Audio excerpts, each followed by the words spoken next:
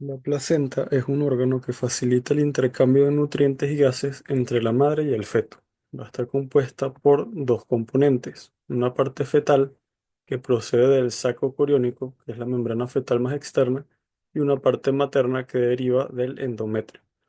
El componente fetal proviene del trofoblasto, que sería toda esta capa que tenemos acá, y del mesodermo extraembrionario, que es esto que tenemos aquí de color anaranjado, también llamado placa coriónica. Al comienzo del segundo mes, el trofoblasto tiene muchas vellosidades secundarias y terciarias. Las arterias espirales del útero van a penetrar en ese trofoblasto y van a transportar sangre materna hacia la placenta. Las células citotrofoblásticas invaden los extremos de las arterias espirales y reemplazan sus células endoteliales. Y esto hace que estas arterias aumenten su diámetro para que por ahí pueda pasar más sangre. Eso es lo que pasa normalmente. Y en caso de que eso no ocurra, pueden ocurrir trastornos hipertensivos del embarazo, como puede ser la preeclampsia, por ejemplo. Entonces, aquí en estos dibujos, podemos ver en una fase más temprana que tenemos aquí al embrión que está dentro del saco amniótico, que en ese momento es muy pequeño. El saco amniótico, a su vez, está dentro de esta cavidad coriónica, como podemos ver acá. Y alrededor de eso vamos a tener a el trofoblasto y podemos observar aquí que tiene vellosidades en todo alrededor de, o sea, todo el trofoblasto tiene vellosidades. Pero luego, posteriormente, en unas fases más avanzadas del desarrollo, aquí podemos ver al embrión o el feto en este caso, y podemos ver cómo ese saco amniótico de color azul creció y la cavidad coriónica, que es esta de color más anaranjado oscuro, disminuyó de tamaño. O sea, el saco amniótico creció a costa de que disminuyera la cavidad coriónica. Y podemos ver cómo esas vellosidades se ubican sobre todo en el polo embrionario, es decir, donde está el embrión, y que del otro lado ya no vamos a tener a esas vellosidades. Entonces, de ese lado, en las vellosidades es lo que se llama corión velloso o frondoso, y lo que está del otro lado, donde no hay vellosidades, sería el corión liso.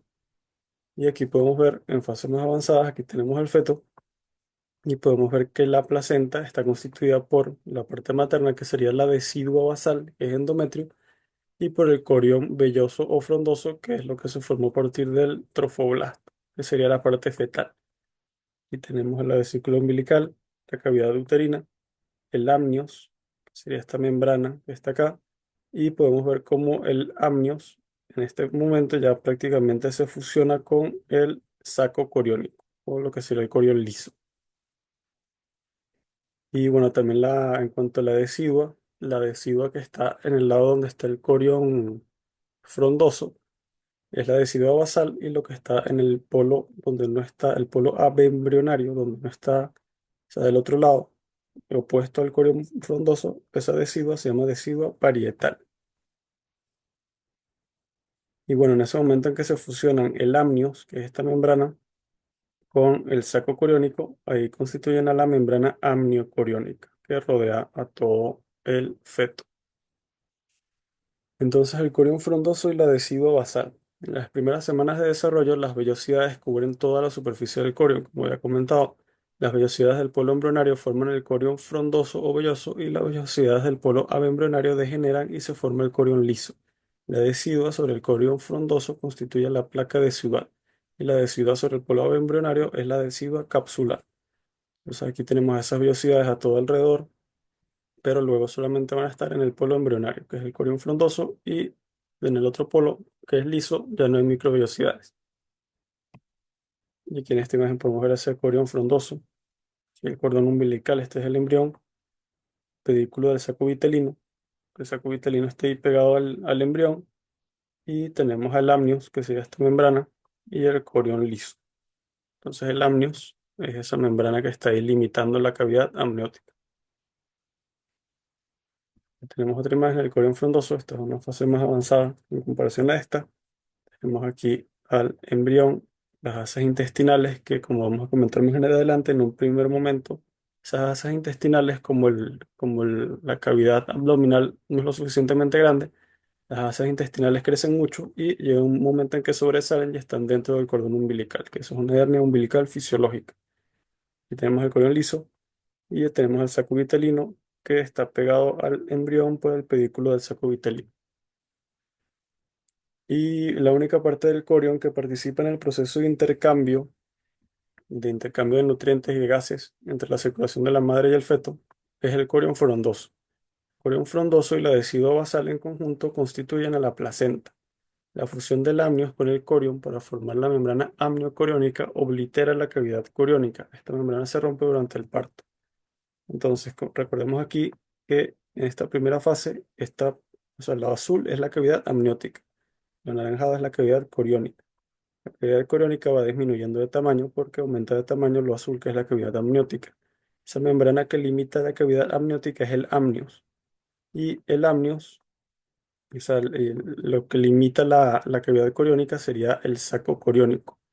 Entonces llega un punto en que el amnios, la cavidad amniótica crece tanto que el amnios se pega al corión y en ese momento en que se pegan forman esta membrana amniocoriónica. Esa cavidad amniocorónica va a obliterar a la cavidad coriónica, es decir, la cavidad amniótica de color azul creció tanto que la cavidad coriónica ya no existe. Y esa membrana se va a romper en el momento del parto. Aquí tenemos otro dibujo, una fase más temprana del desarrollo. Tenemos aquí el embrión que está dentro de la cavidad amniótica, que a su vez está dentro de la cavidad coriónica.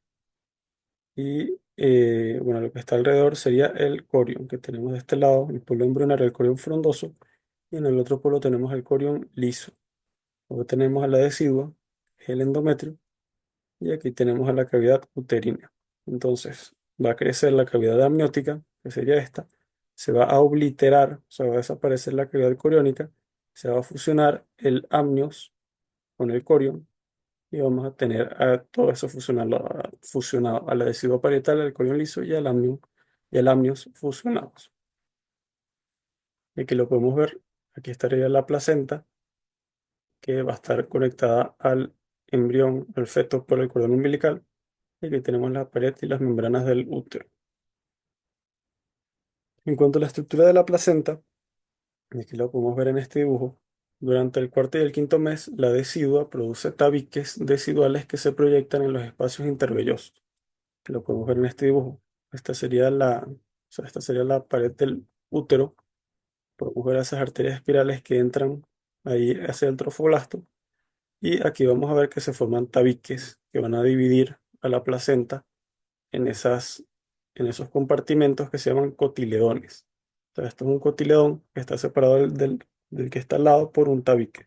Ese al lado es otro cotiledón, está separado por un tabique. Esto es un cotiledón, está separado por un tabique y un cotiledón. Entonces, esos tabiques tienen un núcleo de tejido materno que está cubierto por células sincitiales. Estas estructuras dividen a la placenta en 15 a 20 compartimentos que se llaman cotiledones, que están cubiertos por una capa de deciduo basal. Entonces aquí podemos ver a la placenta, que a la placenta se le describe una cara fetal, que es la que mira, o sea, sería esta que está mirando hacia el feto, y una cara materna, que sería la otra que está mirando hacia el útero. Entonces, si lo vemos, esta sería la cara fetal. Aquí tenemos el cordón umbilical. Como podemos ver aquí, este es el cordón umbilical. Y aquí en la cara fetal podemos ver ese cordón umbilical, al amnios, a la placa coriónica y a los vasos coriónicos. Y si lo vemos al otro lado, que esta sería la cara materna, podemos ver a esos cotiledones que están separados entre sí por surcos que están formados por esos tabiques. Entonces, la placenta a término es una estructura con forma de disco que tiene un diámetro de 15 a 25 centímetros y tiene un grosor de aproximadamente 3 centímetros y tiene un peso de entre 500 y 600 gramos.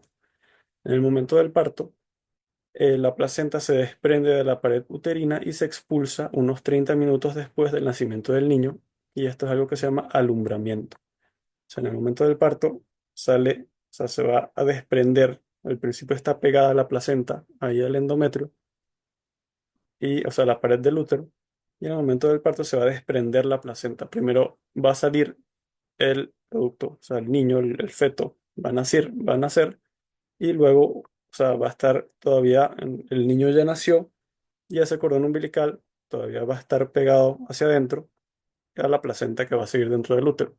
Entonces, ese proceso en el cual se termina de expulsar la placenta del útero es lo que se llama alumbramiento.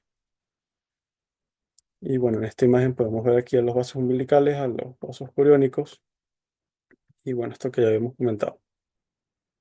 En cuanto a la circulación en la placenta, cada cotiledón recibe sangre de 80 a 100 arterias espirales. O sea, tenemos un cotiledón y a cada cotiledón van a entrar de 80 a 100 arterias espirales que cruzan la placa decidual y entran en los espacios intervellosos.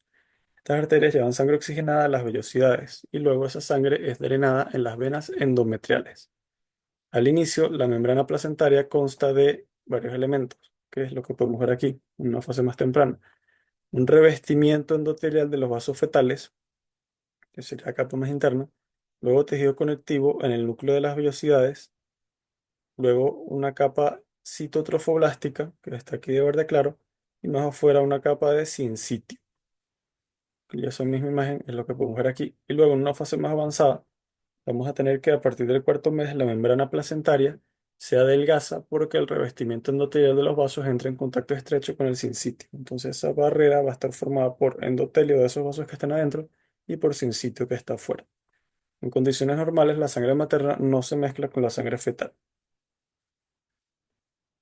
En cuanto a las funciones de la placenta, está el intercambio de gases entre la circulación de la madre y la circulación del feto. Esos gases son oxígeno, dióxido de carbono y monóxido de carbono. También va a haber un intercambio de nutrientes y electrolitos entre la sangre de la madre y la sangre del feto, que serían aminoácidos, ácidos grasos libres, carbohidratos, vitaminas, entre otros. También transmisión de anticuerpos maternos, que sería sobre todo IgG, que va a pasar desde la sangre de la madre a la sangre del feto. Y también la placenta va a producir hormonas como son progesterona, hormonas estrogénicas, sobre todo el estriol. También va a producir gonadotropina coriónica humana y también va a producir somatomamotropina o lactógeno placentario. En cuanto al amnios y el cordón umbilical, durante la quinta semana de desarrollo, las siguientes estructuras cruzan el anillo umbilical primitivo. Entonces, este es el embrión y ese huequito que está ahí sería el anillo umbilical primitivo y por ahí van a pasar estas estructuras. Y vemos como el embrión está suspendido, está como flotando dentro de la cavidad amniótica. Y esa membrana que está allá afuera es el amnios. Y todo esto a su vez está flotando en la cavidad coriónica. Cuyo límite externo sería esta placa coriónica. Entonces las estructuras que pasan por este anillo son, en primer lugar, el pedículo de fijación, que es esto que vemos aquí de color rosado. Eso está pegado, es lo que une, lo que une la placa coriónica al embrión. Y por ahí pasan estos vasos, que serían los vasos umbilicales, que son dos arterias y una vena umbilical. Y también va a contener al alantoides. También otra estructura que pasa es el conducto vitelino que vemos acá con los vasos vitelinos. Y también el canal que conecta las cavidades intraembrionarias y extraembrionarias. La cavidad amniótica crece a costa de la cavidad coriónica. La cavidad amniótica, como ya habíamos comentado, va a ir creciendo, aumentando de tamaño, y eso va a hacer que la cavidad coriónica vaya disminuyendo de tamaño. Entonces el amnios envuelve, va a llegar a un punto en que eso va a crecer tanto la cavidad amniótica que el amnios va a envolver al pedículo de fijación y al saco vitelino y los va a compactar y de esta forma se va a originar el cordón umbilical primitivo. Entonces aquí vemos como el amnios es esta membrana de acá que estaba ahí separada de estas estructuras, pero a medida que va a ir inflándose la cavidad amniótica, ese amnios, todas partes, va a pegarse a estas estructuras, como vemos acá. Aquí este sería el amnios. Entonces va a compactar, va a juntar a todas estas estructuras y así se va a formar esta estructura que está acá, que es el cordón umbilical primitivo. Al final del tercer mes, el amnios creció tanto que entra en contacto con el corión. Entonces el corión es este y el amnios es este. Se va a desaparecer la cavidad coriónica, que es lo que separaba estas dos membranas, y van a entrar en contacto esas dos membranas. El saco vitelino se va a encoger y va a ir desapareciendo poco a poco. Por un tiempo, como ya había comentado ahorita, la cavidad abdominal es muy pequeña para las asas intestinales y algunas de estas salen al espacio extraembrionario en el cordón umbilical. Como podemos ver aquí está el cordón umbilical y aquí tenemos esas asas intestinales. Eso es lo que se llama hernia umbilical fisiológica. Al final del tercer mes, las asas entran en el embrión y regresan a su posición, o sea, están en su posición definitiva normal. Cuando se obliteran el alantoides y el conducto vitelino con sus vasos, o sea, el alantoides es este que vemos acá, y aquí está el conducto vitelino, este es el conducto vitelino con sus vasos, eso se va a obliterar, o sea, va a desaparecer, de forma que lo único que va a quedar en el embrión van a ser el cordón, o sea, lo único que va a quedar en el cordón umbilical, perdón, van a ser los vasos umbilicales que van a estar rodeados de gelatina de Wharton. Y en cuanto al líquido amniótico, este es un líquido que está en la cavidad amniótica. Es un líquido claro, acuoso, que en parte es producido por las células amnióticas, pero que proviene básicamente de la sangre materna. Sus funciones son absorber sacudidas, evitar que el embrión se adhiera al amnios y permitir los movimientos del feto. Este líquido es reemplazado cada 3 horas. A partir del quinto mes, el feto va a deglutir su propio líquido amniótico, o sea, se lo va a tragar. Y a su vez, la orina del feto se va a agregar a este líquido. O sea, el feto está suspendido en ese líquido, se va a ir tragando el líquido y también va a ir contribuyendo a la composición del líquido por su orina. Y su orina es sobre todo agua porque la placenta intercambia los desperdicios metabólicos. Y eso sería todo por el tema de placenta.